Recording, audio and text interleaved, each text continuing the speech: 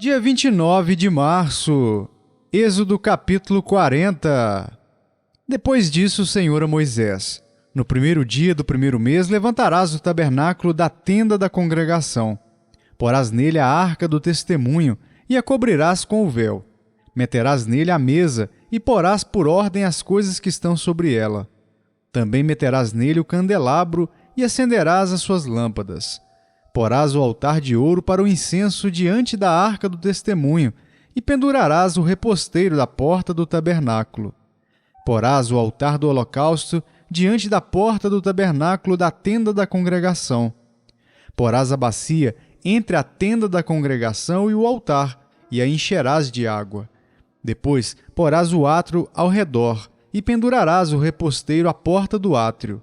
E tomarás o óleo da unção, e ungirás o tabernáculo e tudo o que nele está, e o consagrarás com todos os seus pertences, e será santo. Ungirás também o altar do holocausto, e todos os seus utensílios, e consagrarás o altar, e o altar se tornará santíssimo. Então ungirás a bacia e o seu suporte, e a consagrarás. Farás também chegar Arão e seus filhos à porta da tenda da congregação, e os lavarás com água. Vestirás Arão das vestes sagradas, e o ungirás, e o consagrarás para que me oficie como sacerdote. Também farás chegar seus filhos, e lhes vestirás as túnicas, e os ungirás como ungiste seu pai, para que me oficiem como sacerdotes. Sua unção lhe será por sacerdócio perpétuo, durante as suas gerações. E tudo fez Moisés segundo o Senhor lhe havia ordenado. Assim o fez. No primeiro mês do segundo ano, no primeiro dia do mês, se levantou o tabernáculo. Moisés levantou o tabernáculo e pôs as suas bases, e armou as suas tábuas, e meteu nele as suas vergas, e levantou as suas colunas. Estendeu a tenda sobre o tabernáculo e pôs a coberta da tenda por cima, segundo o Senhor ordenara a Moisés. Tomou o testemunho e o pôs na arca, e meteu os varais na arca, e pôs o propiciatório em cima da arca. Introduziu a arca no tabernáculo, e pendurou o véu do reposteiro, e com ele cobriu a arca do testemunho, segundo o Senhor ordenara a Moisés. Pôs também a mesa na tenda da congregação, ao lado do tabernáculo, para o norte, fora do véu, e sobre ela pôs em ordem os pães da proposição perante o Senhor, segundo o Senhor ordenara a Moisés. Pôs também na tenda da congregação o candelabro de fronte da mesa, ao lado do tabernáculo para o sul, e preparou as lâmpadas perante o Senhor, segundo o Senhor ordenara a Moisés. Pôs o altar de ouro na tenda da congregação diante do véu, e acendeu sobre ele o incenso aromático, segundo o Senhor ordenara a Moisés. Pendurou também o reposteiro da porta do tabernáculo, pôs o altar do holocausto à porta do tabernáculo da tenda da congregação, e ofereceu sobre ele holocausto e oferta de cereais, segundo o Senhor ordenara a Moisés. Pôs a bacia entre a tenda da congregação e o altar, e a encheu de água para se lavar. Nela Moisés, Arão e seus filhos lavavam as mãos e os pés, quando entravam na tenda da congregação e quando se chegavam ao altar, segundo o Senhor ordenara a Moisés. Levantou também o átrio ao redor do tabernáculo e do altar, e pendurou o reposteiro da porta do átrio. Assim, Moisés acabou a obra. Então a nuvem cobriu a tenda da congregação, e a glória do Senhor encheu o tabernáculo. Moisés não podia entrar na tenda da congregação, porque a nuvem permanecia sobre ela, e a glória do Senhor enchia o tabernáculo. Quando a nuvem se levantava de sobre o tabernáculo, os filhos de Israel caminhavam avante em todas as suas jornadas. Se a nuvem, porém, não se levantava, não caminhavam, até o dia em que ela se levantava. De dia, a nuvem do Senhor repousava sobre o tabernáculo, e de noite havia fogo nela, à vista de toda a casa de Israel em todas as suas jornadas. João capítulo 19. Então, por isso, Pilatos tomou a Jesus e mandou açoitá-lo. Os soldados, tendo tecido uma coroa de espinhos, puseram-lhe-a na cabeça e vestiram-na com um manto de púrpura. Chegavam-se a ele e diziam: Salve, Rei dos Judeus! E davam-lhe bofetadas. Outra vez saiu Pilatos e lhes disse: Eis que eu vos apresento, para que saibais que eu não acho nele crime algum. Saiu, pois, Jesus trazendo a coroa de espinhos e o manto de púrpura. Disse-lhes Pilatos: Eis o homem. Ao verem-no, os principais sacerdotes e os seus guardas gritaram: Crucifica-o! Crucifica-o! Disse-lhes Pilatos: Tomai-o vós outros e crucificai-o, porque eu não acho nele crime algum. Responderam-lhe os judeus: Temos uma lei, e de conformidade com a lei ele deve morrer, porque a si mesmo se fez filho de Deus. Pilatos, ouvindo tal declaração, ainda mais atemorizado ficou, e tornando a entrar no pretório, perguntou a Jesus: De onde és tu? Mas Jesus não lhe deu resposta. Então Pilatos o advertiu: Não me respondes? Não sabes que tenho autoridade para te soltar e autoridade para te crucificar? Respondeu Jesus: Nenhuma autoridade terias sobre mim, se de cima não te fosse dada. Por isso, quem me entregou a ti, maior pecado tem. A partir deste momento, Pilatos procurava soltá-lo, mas os judeus clamavam: Se soltas a este, não és amigo de César. Todo aquele que se faz rei é contra César. Ouvindo Pilatos essas palavras, trouxe Jesus para fora e sentou-se no tribunal, no lugar chamado Pavimento, no hebraico Gabatá, e era a parasceve pascal, cerca da hora sexta, e disse aos judeus: Eis aqui o vosso rei. Eles, porém, clamavam: Fora, fora, crucifica-o! Disse-lhes Pilatos: Hei de crucificar o vosso rei? Responderam os principais sacerdotes: Não temos rei senão César. Então Pilatos o entregou para ser crucificado. Tomaram eles, pois, a Jesus, e ele próprio, carregando a sua cruz, saiu para o lugar chamado Calvário, Gólgota em hebraico, onde o crucificaram, e com ele outros dois, um de cada lado e Jesus no meio. Pilatos escreveu também um título e o colocou no cimo da cruz. O que estava escrito era: Jesus Nazareno, o Rei dos Judeus. Muitos judeus leram este título porque o lugar em que Jesus fora crucificado era perto da cidade e estava escrito em hebraico, latim e grego. Os principais sacerdotes diziam a Pilatos: Não escrevas Rei dos Judeus, e sim que ele disse: Sou o Rei dos Judeus. Respondeu Pilatos: O que escrevi, escrevi. Os soldados, pois, quando crucificaram Jesus, tomaram-lhe as vestes e fizeram 4 partes, para cada soldado uma parte, e pegaram também a túnica. A túnica, porém, era sem costura, toda tecida de alto a baixo. Disseram, pois, uns aos outros: Não a rasguemos, mas lancemos sorte sobre ela, para ver a quem caberá. Para se cumprir a Escritura, repartiram entre si as minhas vestes, e sobre a minha túnica lançaram sortes. Assim, pois, o fizeram os soldados. E junto à cruz estavam a mãe de Jesus e a irmã dela, e Maria, mulher de Clopas, e Maria Madalena. Vendo Jesus sua mãe e junto a ela o discípulo amado, disse: Mulher, eis aí teu filho. Depois disse ao discípulo: Eis aí a tua mãe. Dessa hora em diante, o discípulo a tomou para casa. Depois, vendo Jesus que tudo já estava consumado, para se cumprir a Escritura, disse: Tenho sede. Estava ali um vaso cheio de vinagre. Embeberam de vinagre uma esponja, e fixando-a num caniço de sopo, lhe achegaram à boca. Quando, pois, Jesus tomou o vinagre, disse: Está consumado, e inclinando a cabeça, rendeu o espírito.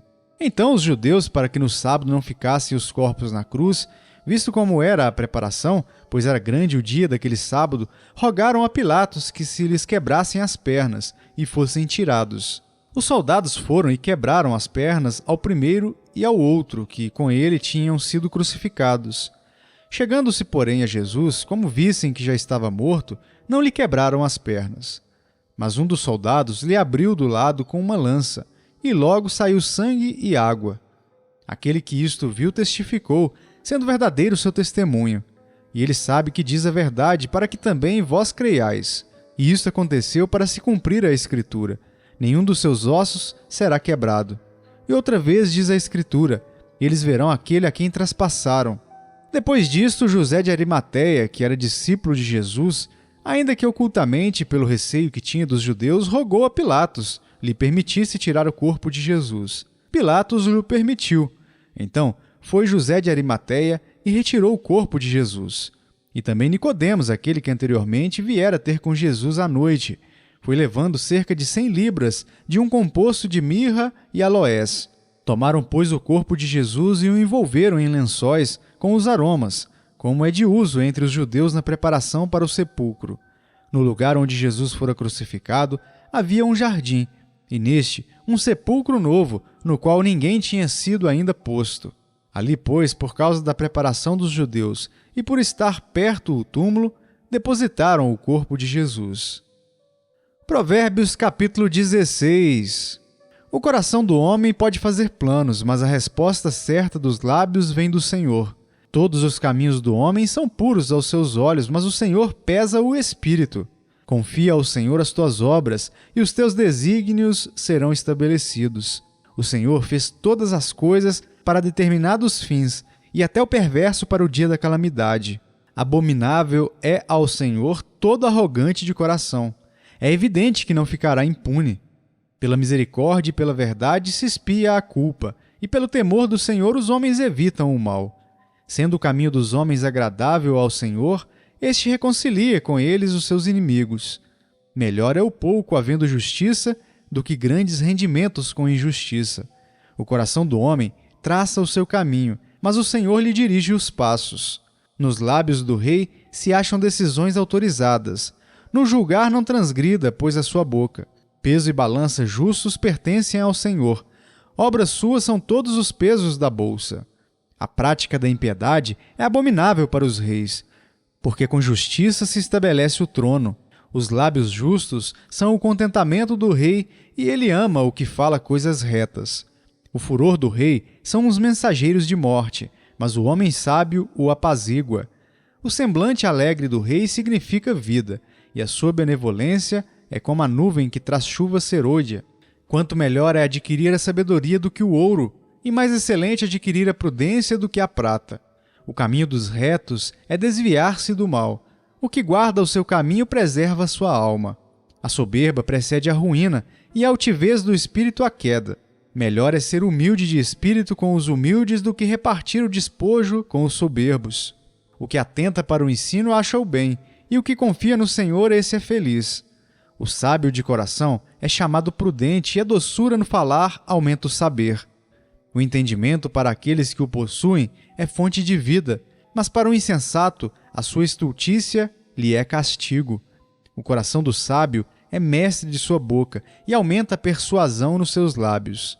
Palavras agradáveis são como favo de mel, doces para a alma e medicina para o corpo. Há caminho que parece direito ao homem, mas afinal são caminhos de morte.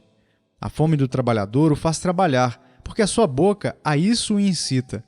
O homem depravado cava o mal, e nos seus lábios há como que fogo ardente. O homem perverso espalha contendas, e o difamador separa os maiores amigos. O homem violento alicia o seu companheiro e guia-o por um caminho que não é bom. Quem fecha os olhos imagina o mal, e quando morde os lábios o executa. Coroa de honra são as cãs, quando se acham no caminho da justiça. Melhor é o longânimo do que o herói da guerra, e o que domina o seu espírito do que o que toma uma cidade. A sorte se lança no regaço, mas do Senhor procede toda decisão. Filipenses capítulo 3.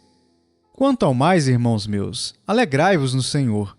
A mim não me desgosta e é segurança para vós outros que eu escreva as mesmas coisas. Acautelai-vos dos cães, acautelai-vos dos maus obreiros, acautelai-vos da falsa circuncisão. Porque nós é que somos a circuncisão, nós que adoramos a Deus no Espírito e nos gloriamos em Cristo Jesus e não confiamos na carne. Bem que eu poderia confiar também na carne. Se qualquer outro pensa que pode confiar na carne, eu ainda mais. Circuncidado ao 8º dia da linhagem de Israel, da tribo de Benjamim, hebreu de hebreus. Quanto à lei, fariseu. Quanto ao zelo, perseguidor da igreja. Quanto à justiça que há na lei, irrepreensível. Mas o que para mim era lucro, isto considerei perda por causa de Cristo. Sim, deveras considero tudo como perda, por causa da sublimidade do conhecimento de Cristo Jesus, meu Senhor, por amor do qual perdi todas as coisas, e as considero como refúgio para ganhar a Cristo e ser achado nele, não tendo justiça própria, que procede de lei, senão a que é mediante a fé em Cristo, a justiça que procede de Deus, baseada na fé, para o conhecer e o poder da sua ressurreição e a comunhão dos seus sofrimentos, conformando-me com ele na sua morte, para de algum modo alcançar a ressurreição dentre os mortos. Não que eu o tenha já recebido ou tenha já obtido a perfeição, mas prossigo para conquistar aquilo para o que também fui conquistado por Cristo Jesus. Irmãos, quanto a mim, não julgo havê-lo alcançado, mas uma coisa faço, esquecendo-me das coisas que para trás ficam e avançando para as que diante de mim estão, prossigo para o alvo, para o prêmio da soberana vocação de Deus em Cristo Jesus.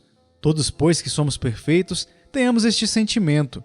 E se porventura pensais de outro modo, também isso Deus vos esclarecerá. Todavia, andemos de acordo com o que já alcançamos. Irmãos, sede imitadores meus e observai os que andam segundo o modelo que tendes em nós. Pois muitos andam entre nós, dos quais repetidas vezes eu vos dizia, e agora vos digo até chorando, que são inimigos da cruz de Cristo. O destino deles é a perdição. O Deus deles é o ventre, e a glória deles está na sua infâmia, visto que só se preocupam com as coisas terrenas. Pois a nossa pátria está nos céus, de onde também aguardamos o Salvador, o Senhor Jesus Cristo, o qual transformará o nosso corpo de humilhação, para ser igual ao corpo da sua glória, segundo a eficácia do poder que ele tem de até subordinar a si todas as coisas.